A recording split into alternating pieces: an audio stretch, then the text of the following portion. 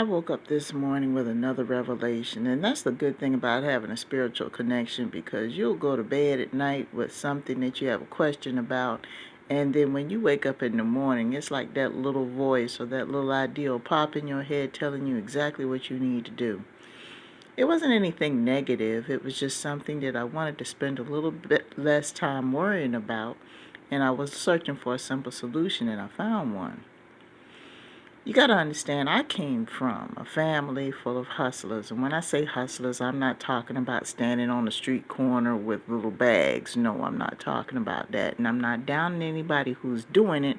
But however, you guys know what kind of life that is. I'm talking about people who never put their financial eggs in one basket. And I noticed that the times in my life that I suffered the most financially was when I did put my eggs in one basket and the basket wound up with a hole in it. So with that being said, I finally decided in my mind over the years to learn never to put my eggs in one basket. So I have a part-time position that I do for someone else, and he's a good friend of mine who runs his own business. So it's not your typical 9-to-5 job where you're just working for a faceless entity. It's not like that at all. And I enjoy my work. But also, I have this platform that I work on, as well as other social media platforms, in an effort to exercise my spiritual gifts and to reach as many people as possible. But I also have another gig on the side where I do some direct sales for a company. And the products that I sell, people call me, tell me that they're interested in the products. This organization's been around for over 100 years. So they're very reputable and established. But the thing is, they're direct sales. And anybody in direct sales knows that you might make $10 today and might make $100 tomorrow. It just depends.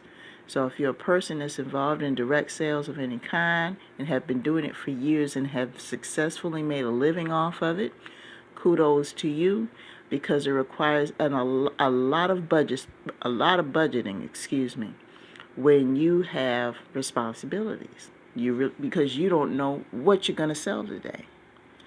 So, of course, as with many other ventures that people would get involved in the beginning, I was gung-ho for the situation. But I'm the type of person that likes to look at the entire picture. And I noticed over time that there were some management changes, and also there were some problems with certain products being available when customers needed them. And also there were some delays as far as shipping. And that affected my bottom line, because I would have to go back to my customers and tell them things are not available. But I didn't stop selling the product. So my dilemma was, should I just stop selling these products and just focus totally on, my social media venture? Because it is growing, thanks to you guys. Should I focus on that to the point and set up an online store and use that as a vehicle to try to make extra money? Or should I just scale back my work with this direct sales? I had it on my schedule, and I decided this morning, thanks to Spirit, and I had it on my schedule that I would be submitting orders every single week for this company.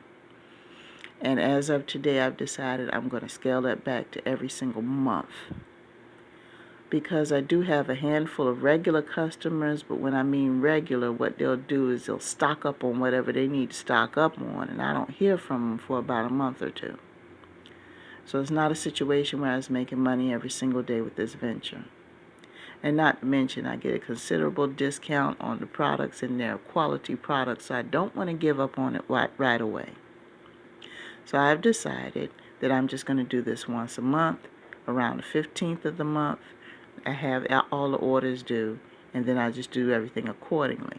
So the next thing I have to do is just notify everybody and let them know that they're going to be monthly orders sent out instead of weekly orders. So that way I won't feel guilty about giving it up, because as I stated before, I was always taught to have more than one egg in the basket. I say this to say this, people. I presented my own personal situation in hopes that somebody will understand where I'm coming from. There are 2 points that I wanted to make with my situation. Number one, always have more than one egg in the basket. Always. Always try to go for multiple streams of income, even if it's just 10 cents every week. Even if it's just $1 here and there, in addition to your regular job. We're living in tough economic times. And a lot of people have had to change the way they spend money. They've had to change the way they earn money. And unfortunately, some people have decided to start earning money illegally through fraud and illegal activities. And their freedom is being jeopardized because they're in a state of desperation right now, financial desperation, and that's not the way to go, people.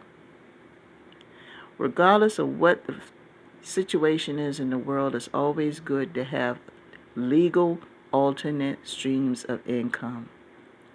I go on social media every day and somebody's always trying to get me to join some type of financial venture by giving them my CashApp tag and giving them my PayPal information, and I'm going to send you all this money. Let's be for real, people. We already know what this is. And if it was really true, then we wouldn't have the financial problems that we'd have. Everybody would have money because everybody I know has a CashApp.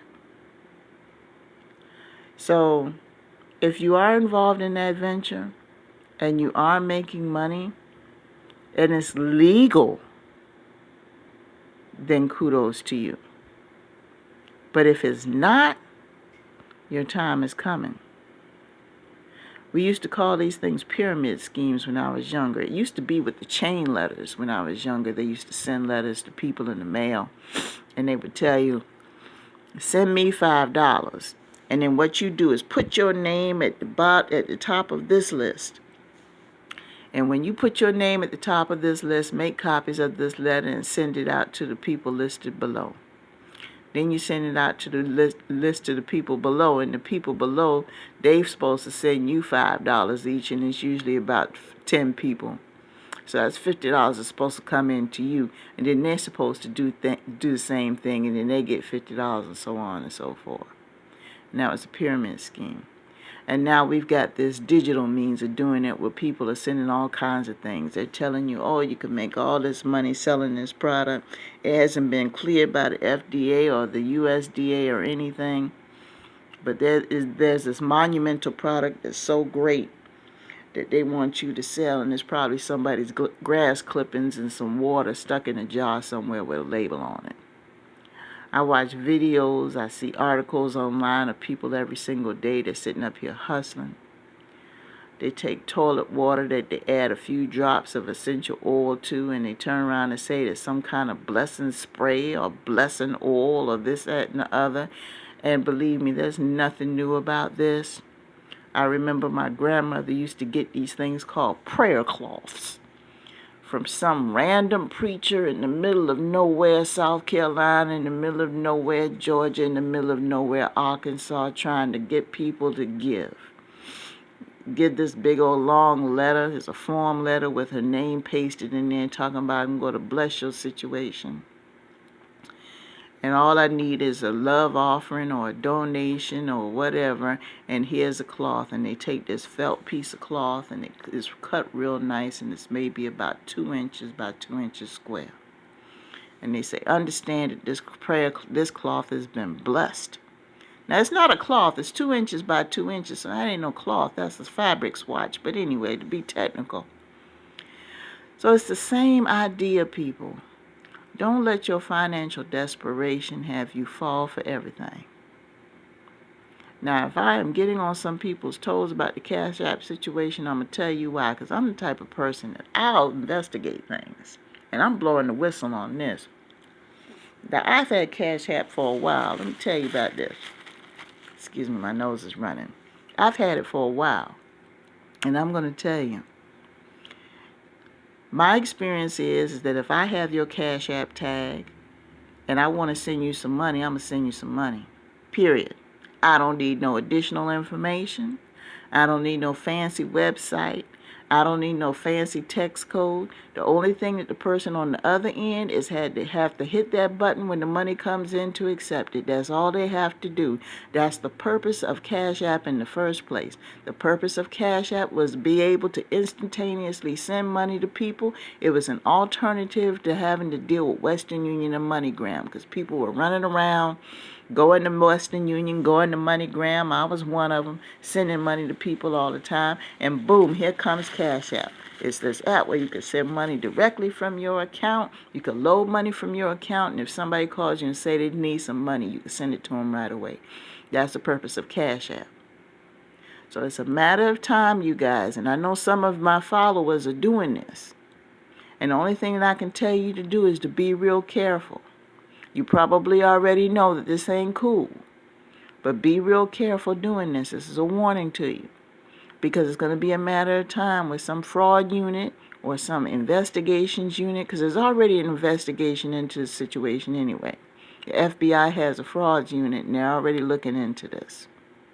And it's going to be a matter where social media is going to start shutting you guys down. So whatever little bit of money that you did make out of it, go ahead and stop what you're doing and run. And invest in a legal venture. Because I'm going to tell you, it's going to bite you. But please, just have more than one egg in the basket, people. Have more than one egg in the basket.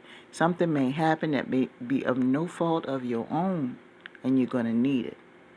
And ever since I decided to finally stick to my guns and pay attention to what my family was telling me, I don't have to worry too much anymore. Things might be slow in one department, but then I can go pinch off of something else in order to get by until things even out. But you gotta get into the mind frame of thinking that the way you live has changed. So that being said, I hope this helps someone. And I give you peace and blessings.